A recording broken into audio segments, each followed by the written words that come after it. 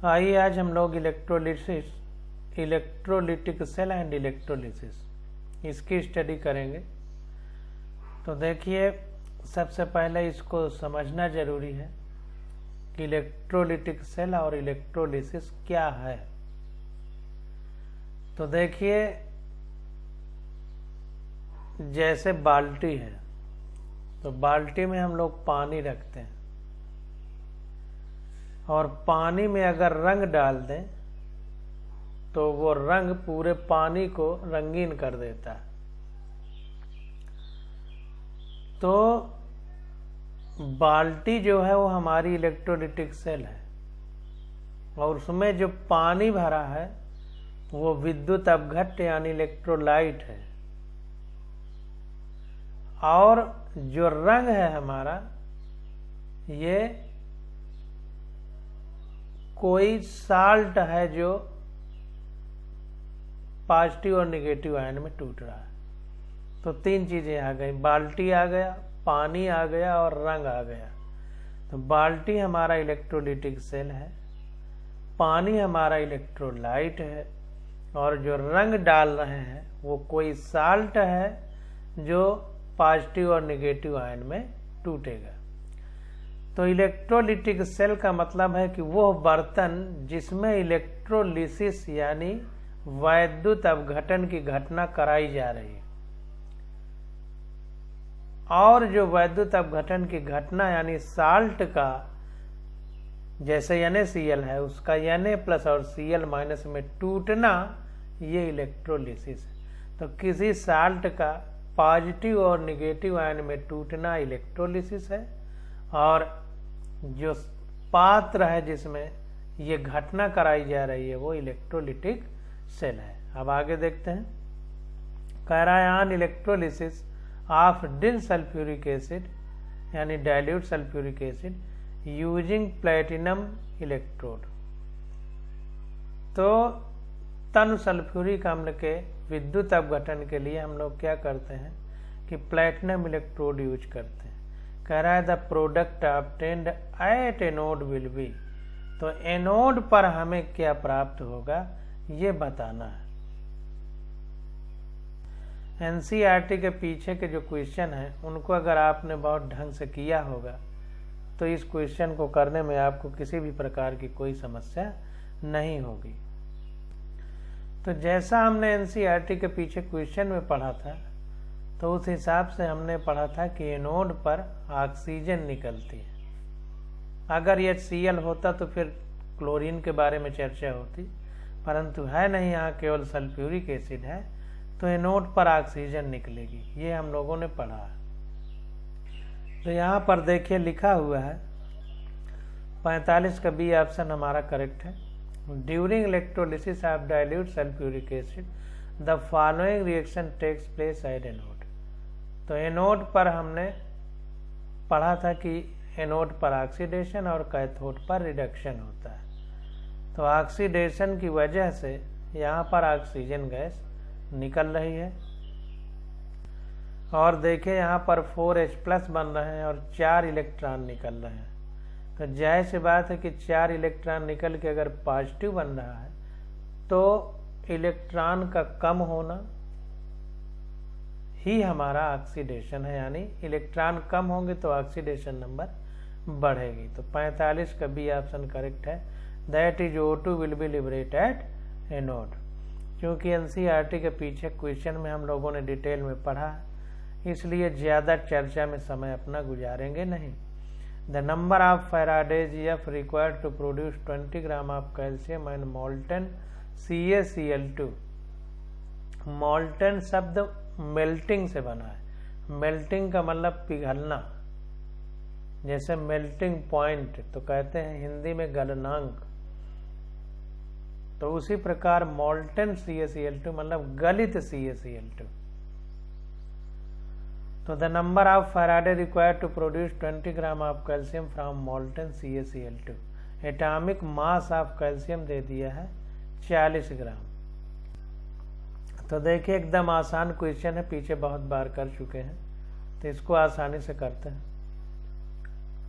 तो देखिए CaCl2 है तो जाहिर सी बात है कि CaCl2 अगर हमारा टूटेगा CaCl2 तो Ca+2 बनेगा।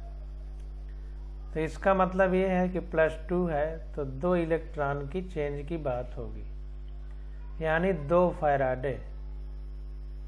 तो ध्यान रहे कि Ca का एटॉमिक मास कितना होता है 40 ग्राम। हमने जैसा पीरियाडिक टेबल में यानी आवर्त सारणी में पढ़ा है। तो 40 ग्राम के लिए देखिए 40 ग्राम कैल्शियम के लिए कितना फैराडे की जरूरत है 2 फैराडे। तो 1 ग्राम के लिए 2/40 तो 20 ग्राम के लिए 2/40 × 20 2 बार कटेगा आ जाएगा 1 फैराडे। तो 1 फैराडे हमारा आंसर होगा। 1 faraday is required to produce 20 gram of calcium and molten CaCl2। तो इस तरह देखिए सिंपल क्वेश्चन आ रहे हैं। अगर NCERT आपने पढ़ा है तो कहीं कोई कंफ्यूजन की बात ही नहीं। अब देखिए आगे कह रहा है during the electrolysis of molten sodium chloride the time required to produce 0.10 mole of chlorine gas using a current of 3 ampere. हमको टाइम दे दिया है, नहीं टाइम निकालना है और मोलों की संख्या दे दिया है क्लोरीन के और 3 एम्पियर की करंट प्रवाहित की जा रही है। Sodium chloride molten sodium chloride यानी गलित सोडियम क्लोराइड में गलित सोडियम क्लोराइड से 0.10 मोल क्लोरीन मिल रही है और उसमें 3 एम्पियर की करंट हम लोग फ्लो कर रहे हैं। तो पूछ रहा है कि कितना समय लगेगा। तो सीधा फार्मूले पर जो आधारित क्वेश्चन है उनमें समय नहीं लगाएंगे और उनको करते जाएंगे, जहाँ समझाने वाली बात होगी वहाँ समझा देंगे। तो during the electrolysis of molten sodium chloride, तो सोडियम क्लोराइड देखिए इस प्रकार से टूटता है NaCl, तो Na+ + Cl-। अब अगर हमें 2Cl- से क्लोरीन गैस प्राप्त करना है Cl- से, तो जाहिर सी बात है कि 2 क्लोरीन होना चाहिए तभी Cl2 बनेगा। तो यहाँ पर देखिए कैथोड पर रिडक्शन होता है, तो रिडक्शन का मतलब ऊपर के पावर का कम होना। तो देखिए +1 से 0 हो रहा है। यहाँ पर देखिए माइनस से 0 हो रहा है। तो माइनस से 0 बड़ा है यानी बढ़ रही है तो ऑक्सीडेशन है, और पॉजिटिव से 0 हो रहा है घट रही है, इसलिए कैथोड पर रिडक्शन हो रहा है। अब नेट रिएक्शन देखिए जो हमने लिखा है इसी में 2 कर दीजिए। अब देखिए ये उल्टा लिख दिया है, आप इसको 2 कर दीजिए तो यहाँ पर 2Na+ और 2Cl- हो जाएगा। तो Cl- की जगह Cl2 हो जाएगा, ये Cl2 में बदल जाएगा। तो इस प्रकार से देखिए नेट रिएक्शन लिख दिया 2Na+ इधर वाली + 2Cl-, इससे 2Na बना दिया + Cl2 और एक खंड आगे कर दिया। तो अब चूंकि यहाँ पर देखिए ऑक्सीडेशन और रिडक्शन हमने दोनों का लिख लिया है, तो अब फार्मूला सीधा लगा देंगे फैराडे के फर्स्ट लॉ वाला। तो फैराडे का फर्स्ट लॉ के हिसाब से फार्मूला क्या होता है, फार्मूला हमारा होता है W = ZIT। तो W = हो जाएगा Z का मतलब है Z का मतलब E/96,500, और जो ये E है हमारा ये इक्विवेलेंट वेट है। इक्विवेलेंट वेट का मतलब पीछे भी हम आपको बता चुके हैं कि कितना ऊपर चार्ज है पॉजिटिव नेगेटिव, उसका एटॉमिक वेट में भाग दिया जाता है अगर एटम है, और मॉलिक्यूल यानी अणु है तो मॉलिक्यूलर वेट में उसका भाग दिया जाता है, मतलब जो भी है। तो यहाँ पर देखिए हमारे पास क्या है, Cl2 गैस है, तो number of mole of Cl2 into molecular weight of Cl2 gas equal to कितना हो जाएगा। अब देखिए यहाँ पर ये चीज क्यों लिखा, तो हमने पीछे पढ़ा हुआ है कि नंबर ऑफ मोल से N इक्वल टू होता है W/M। तो W बराबर क्या हो जाएगा, N इंटू M। तो इसीलिए N हमारा नंबर ऑफ मोल है, नंबर ऑफ मोल है। तो number of mole of Cl2 gas, Cl2 का ही निकालना है, गुणे मॉलिक्यूलर वेट ही हो गया। मॉलिक्यूल है तो मॉलिक्यूलर वेट, एटम है तो एटॉमिक वेट। तो ये आ गया हमारा equivalent weight of Cl2 gas into I into T। अब देखिए इधर ये चीज रखेंगे, इधर ये जो हमने ये N इंटू M किया है तो ये इधर रहेगा W की जगह, और E/96,500 में E जो है हमारा इक्विवेलेंट वेट हो जाएगा Cl2 गैस का। तो यहाँ पर नीचे देखिए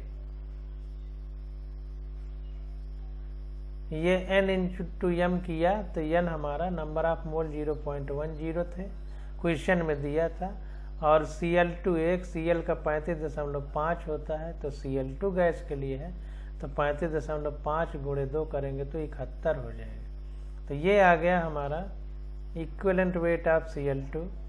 तो 35.5 गुणे करंट 3 एम्पियर थी और T निकालना है, 96,500 नीचे हो गया। अब देखिए Cl2 के लिए मॉलिक्यूलर वेट कितना है, 71 है, और Cl2 से अगर 2Cl माइनस बनाएंगे तो 2 इलेक्ट्रॉन इससे निकाल 2 इलेक्ट्रॉन इसमें जोड़ना पड़ेगा। इधर होगा +2 इलेक्ट्रॉन, तो 2 इलेक्ट्रॉन का अंतर है, इसलिए 71 में 2 का भाग देंगे। जितना ऊपर पावर होगा, ये देखिए माइनस है तो 2 पावर है, 1 माइनस 2 Cl माइनस है ना, तो 2, तो 71 में 2 का भाग दिए तो आ गया 35.5। तो इसीलिए यहाँ पर देखिए इक्विवेलेंट वेट ऑफ Cl2 में लिख दिया है 35.5, यानी 71/2 किया है, 71/2, तब ये 35.5 आया। करंट हमको 3 एम्पियर दिया है, टाइम T है 96,500, तो T निकल के आ गया 64,63.33 सेकेंड। तो T हमारा आ गया, ये देखिए सेकंड है, अगर मिनट में बदलेंगे तो 1 मिनट में 60 सेकंड होते हैं, तो 60 का अगर भाग दे दें हम तो मिनट में बदल जाएगा, तो 60 का भाग दे दिए तो आगे 107.22 मिनट, या लगभग 110 मिनट, यही हमारा आंसर हो जाएगा। तो देखिए 47 का बी विकल्प हमारा करेक्ट हो जाएगा। अब 48 नंबर क्वेश्चन देखते हैं। देखिए 48 नंबर क्वेश्चन में कह रहा है the number of electrons delivered at the cathode during electrolysis by a current of 1 ampere. तो इसको देखते हैं, कह रहा है the number of electrons delivered, electron कितने डिलीवर होंगे एट द कैथोड, कैथोड पर जब इलेक्ट्रोलिसिस कराई जाएगी, और इलेक्ट्रोलिसिस में 1 एम्पियर करंट दी जाएगी 60 सेकंड तक, और इलेक्ट्रॉन का, एक इलेक्ट्रॉन का चार्ज दे दिया है हमको 1.60 × 10⁻⁻19 कूलम। तो इसको देखते हैं, सीधा फार्मूला लगा देना है और कुछ नहीं करना। तो यहाँ पर देखिए Q = IT होता है, तो इस प्रकार से हमारे पास आवेश पता चल जाएगा। तो आई हमको 1 एम्पियर कह रहा है और टाइम 60 सेकंड दे रहा है, तो ये हमने Q equal to I T से कितना चार्ज होगा वो निकाल लिया, तो 60 कूलाम हो जाएगा। और एक इलेक्ट्रॉन में 1.60 इंटू 10⁻⁻19 कूलाम होता है। इतना कूलाम होता है एक इलेक्ट्रॉन में, तो इतना कूलाम कितने इलेक्ट्रॉन में होगा, इस प्रकार से हम लोग निकालेंगे। तो देखिए चूंकि 1.60 इंटू 10⁻⁻19 कूलाम है कितने में, 1 इलेक्ट्रॉन में। तो 1 इलेक्ट्रॉन है इस तरह, चूंकि 1 इलेक्ट्रॉन है 1.60 इंटू 10⁻⁻19 कूलाम, इसलिए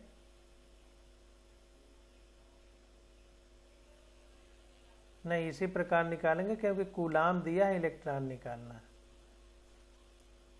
तो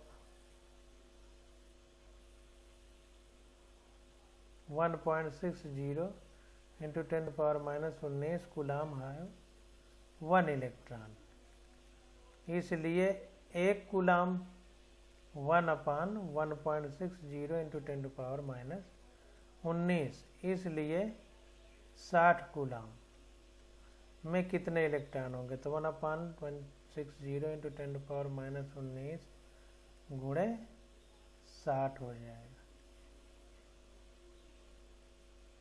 तो यही देखिए 60 भागे ये दिया है, तो आ गया 3.75 गुणे 10⁻20 इलेक्ट्रॉन।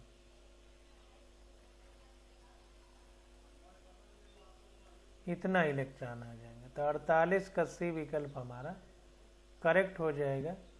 तो इस प्रकार से देखिए फार्मूले पर आधारित छोटे छोटे क्वेश्चन हैं, बस अगर आप प्रैक्टिस करें तो कभी गलती नहीं होगी। अब 49 नंबर क्वेश्चन देखते हैं।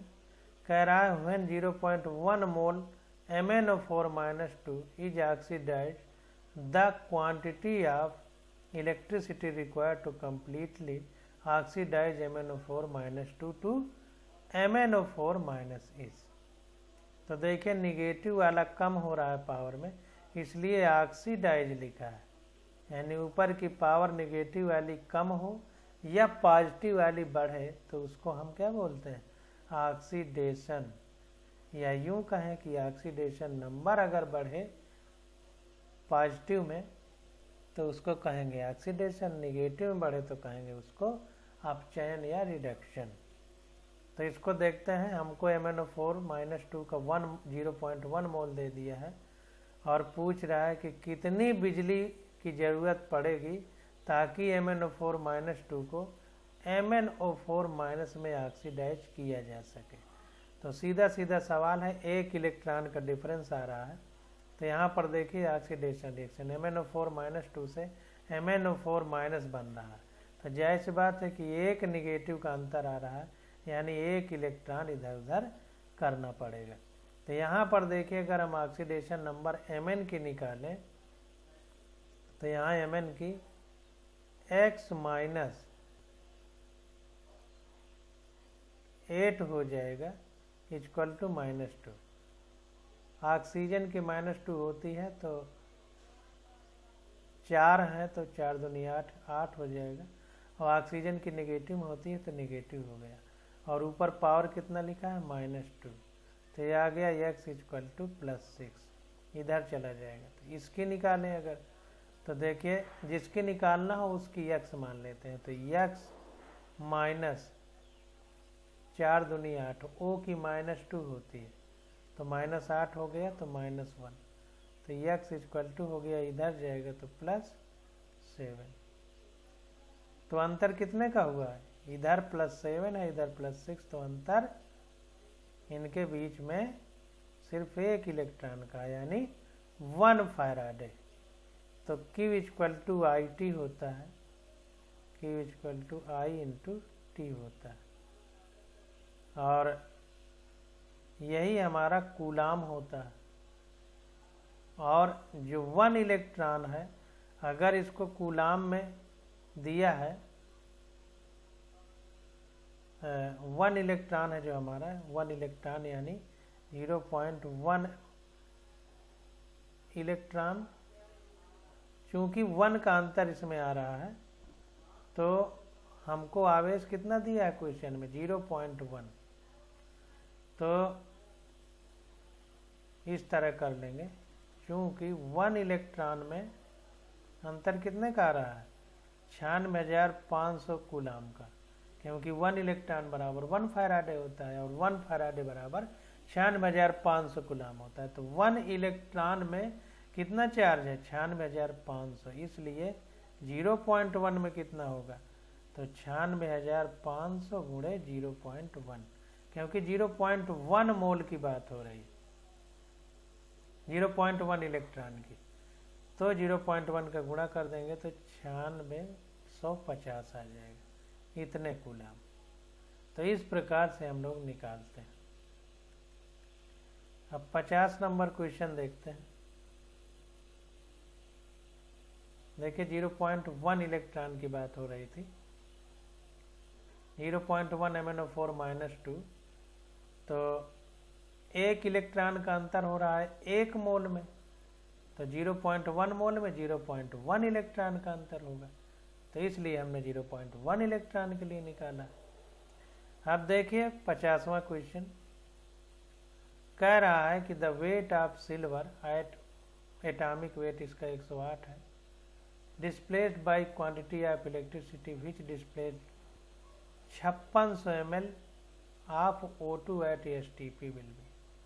तो कह रहा है कि चांदी का भार कितना होगा अगर चांदी का परमाणु भार 108 हो, तो कह रहा है कि अगर 5600 ml ऑक्सीजन स्टैंडर्ड टेम्परेचर और प्रेशर पर डिस्प्लेस होती हो, ऑक्सीजन एनोड पर डिस्प्लेस होती है, तो कह रहा है कि क्वांटिटी ऑफ इलेक्ट्रिसिटी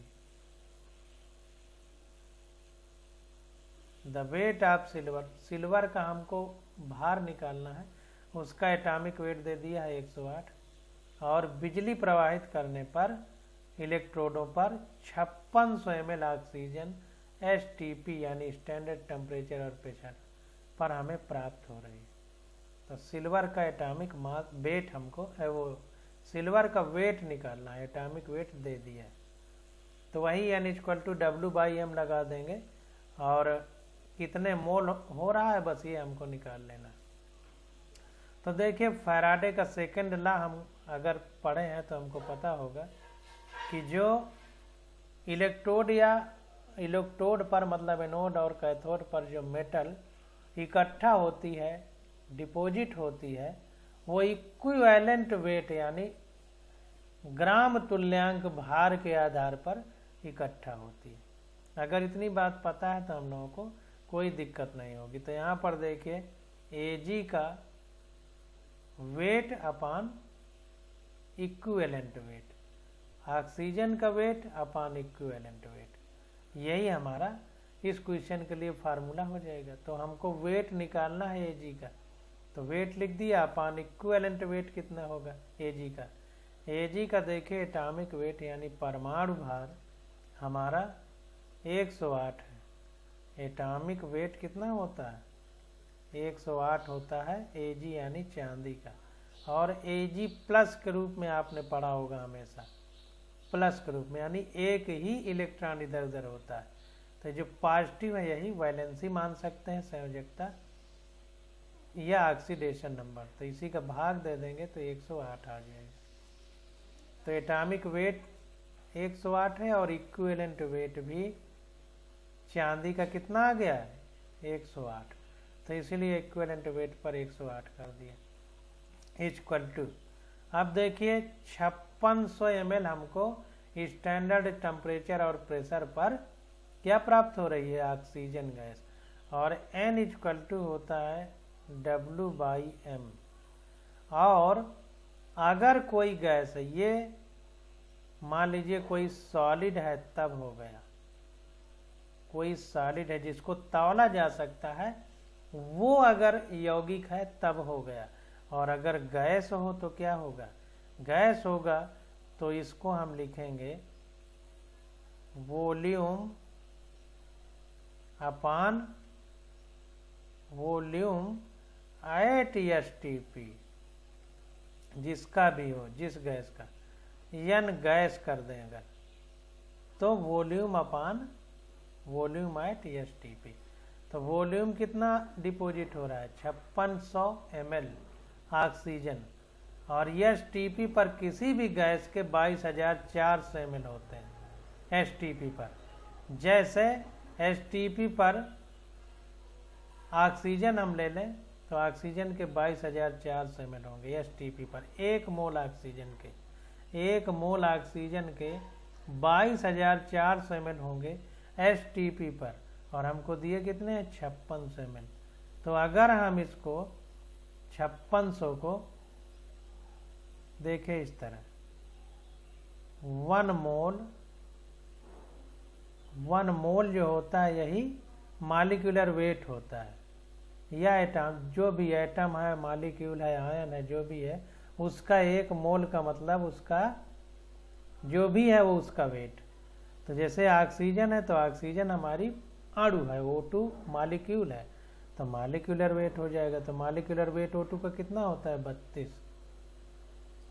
तो 32 ग्राम का है या 1 मोल का है, इसका 22,400 ml वॉल्यूम होगा एसटीपी पर। 1 मोल का है या 32,400 ml का है, ये हमको ध्यान देना है। तो जाहिर सी बात है कि अगर इसको आप देखें, फिर काट रहे हैं पूरा, 22,400 ml कितने का आयतन है, 32 ग्राम ऑक्सीजन का। 32 ग्राम ऑक्सीजन, या यूं कहें 1 मोल ऑक्सीजन, इसलिए 1 ml कितने का होगा, तो 32/22,400, इसलिए 5600 का कितना होगा, 5600 ml का, तो 32/22,400 गुणे 5600, तो 5600/22,400 गुणे 32, वही चीज लिखा है यहाँ। तो ये हो गया। और अपान इक्विवेलेंट वेट ऑक्सीजन का कितना होगा, ऑक्सीजन O-2 के रूप में लिखी जाती है।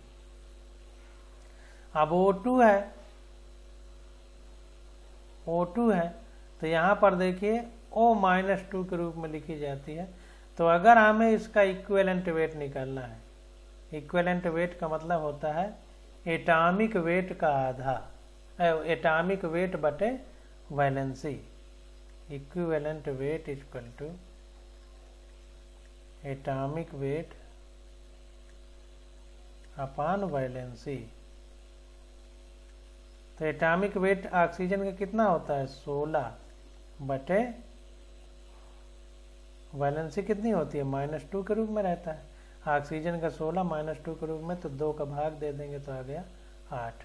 तो इसीलिए इक्विवेलेंट वेट O2 की जगह 8 लिखा है। ध्यान दीजिए O2 है तो इसका मतलब 32/2 नहीं करेंगे, ध्यान दीजिए इक्विवेलेंट वेट निकालने में एटॉमिक वेट बटे वैलेंसी करते हैं, ये ध्यान देना है, इसमें गलती ना हो, नहीं 32/2 कर देंगे तो पूरा क्वेश्चन गलत हो जाएगा।